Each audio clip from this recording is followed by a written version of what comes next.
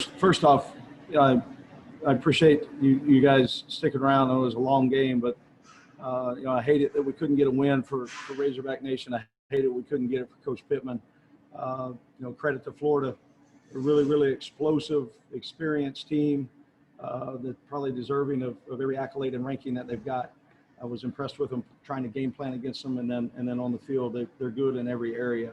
I'm proud of their team on fighting. I wish we again could have played there to win the game, and got away from us early in the first half. But I thought, at least offensively, it kept coming back, and Feleipe played an excellent game in a really a situation as a mature competitor as he is. He showed his true colors on coming back and playing so well, and the offense around him did a nice job stepping up. But we'll regroup. I talked to our team inside about, life is made of a series of moments, and not defined by one single moment.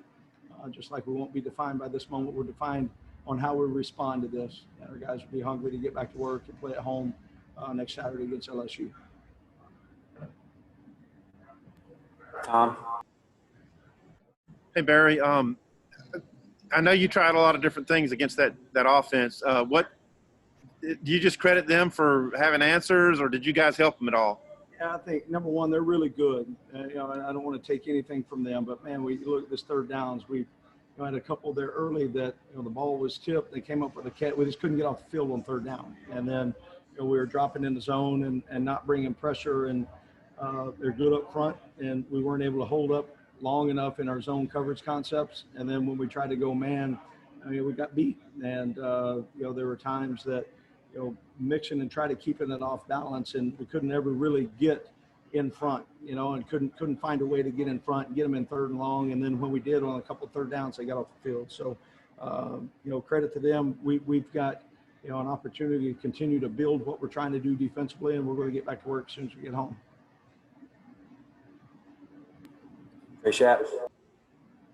Hey, Barry, I'm curious as to what you told the guys in the locker room at halftime, and then obviously coming out the third quarter, that touchdown drive there, and then it was a ball game. Yeah, the thing we talk about, and Sam has done such a great job, in every situation of leading this team. And I tried to, a little bit think about, his message, continuing to build this team and this program, but also wanted to challenge our guys. Hey, we need to hit the reset button, and at 0-0, let's go play. Offense, kickoff, return, you're up. Offense, go score. Defense, find a way to get a stop and get off the field. And then let's try to get it into a real game. And, I think still credit to our kids, man. They're doing and listening to what we're asking them to do. And I hate that I fell short for them tonight, but we'll rebound. We'll bounce back from this. Hutch. Yeah, Barry, now having game planned against them and seeing him in person, what were your impressions of Kyle Trask? And he's so impressive. And I played against him a couple of times now, and I'm super impressed with his patience, his ability to not only look off a receiver, but stay right where he's at, stay on target. And he's got a terrific arm. I've never questioned that. But just you can see how comfortable he is in this system. The playmakers around him. He's a heck of a quarterback, and I would suggest he's going to win a lot of games here moving forward. Bob. Hi, Barry. Good to see you.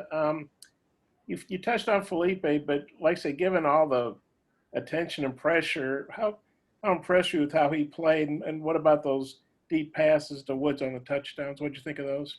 Yeah, I think you look, and I don't know enough about critiquing quarterback play, but he has gotten so much better. The deep ball, it's something that he's worked so hard on, and we got receivers with speed, and he's been able to place it there. But I want to take the football side of it away, the plays he made out on the field, take that away, and just think about him stepping into this environment like you're talking about, Bob. For a 21-year-old kid, 22, and the history that he had here, and then when he ended up at Arkansas, really not knowing that we were going to play Florida during that time, so didn't have to really worry about. But when the schedule comes out, now you're faced with everybody that you grew up with, so to speak, in the locker room. That takes some tremendous mental toughness, and so proud of the way he handled it so well, and proud of the way he competed. And I'm so happy he's our quarterback. Otis. Scotty. Hey, Barry, could you, I guess, just give me your thoughts on Mike Woods and Traylon Smith's games tonight? Yeah, I think, without having the stat sheet here in front of me, it seemed like Mike was open and made plays when he had the opportunity. He's a guy that has become a big play weapon for us. He's got great strength out in the open field when he catches the ball, and he's got tremendous speed. And then Smitty ran so hard. I thought, offensive line, they kept battling in there. I was hearing on the headsets, making adjustments. Coach Davis making adjustments with Coach Browse on some things run game wise, and it kept working.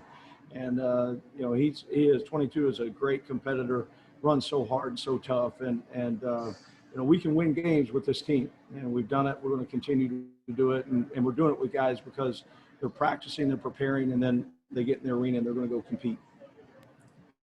Nikki. Coach, talk about Florida's protection of Kyle Trask tonight, and did your defensive line get about as much,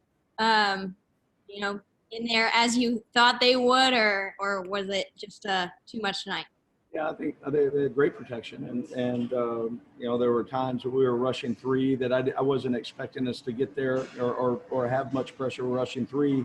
Was hoping we'd be able to hold up in our zone coverage concepts a little bit longer than we did at times, and then there were times we brought four and maybe brought an extra and five that we at least made him move his feet and move out of the pocket. So I was trying to balance it and mix it in as much as we can. And, I've got to do a better job because we came up short. Tom. Yeah, the Traylon Smith 83-yarder in the second quarter. Just I don't know what you heard over the headphones on that one, but how big of a play was it? What did it do for your team?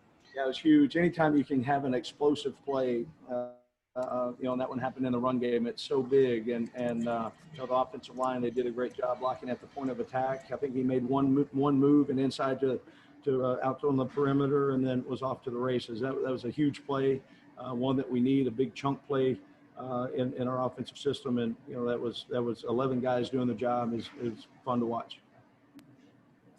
Trey.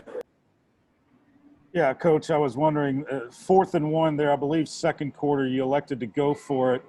It looked like Franks had Burks deep, but he decided to go underneath, and their linebacker knocked it down. The decision to go for it there, and then the execution of the play, if you could comment on that. Yeah, I think anytime you step into this game, and, I wanted the team to know that we're here to win it, and we're going to be aggressive, and I trusted the play. I trusted the call. If we had to do it again, I'd do it again at that situation in the games. I wanted to show our team, we're coming down here to try to win the game. And it was, we felt really good about the play call. It was there. Like you said, we had a vertical opportunity, and then we had, the throw that we made. It's got a fingertip on the ball. So I will never, go into a game, and I'm going to do everything we can to go win it. And at that point, I thought that was a good momentum play for us to try to go get. Two more. Hutch. Barry, along those same lines, I think on the second possession in the third quarter, you had a 4th and 1, but you're at your own 32. Was there any thought of going for it there, or were you just too far deep in your own territory? Yeah, we Kendall and I talked about for a couple of brief moments, and I if we didn't get it in that situation, the score was what it was. I wanted to try to get back into it, flip the field a little bit with our punt game, and see if we could get a stop on third down defensively. Last one, Bob. Barry, I know you did some of your own coordinating at Mizzou and you were the head coach. Well, what was it like tonight, wearing both hats, and did you feel like it took away from your play calling at all? Sam did such a great job this week on even though he was away, he was present with the technology that we have in Zoom and all the different things. And he was such a great leader, and he laid out and really kept everything off my plate this week. And he did the things that he normally does throughout the week. He just wasn't in the office. And a lot of praise and credit to Sam Pittman on the way that he structured it because of the staff. We didn't miss a beat in the offense or in the office of what we were trying to get done from a checklist.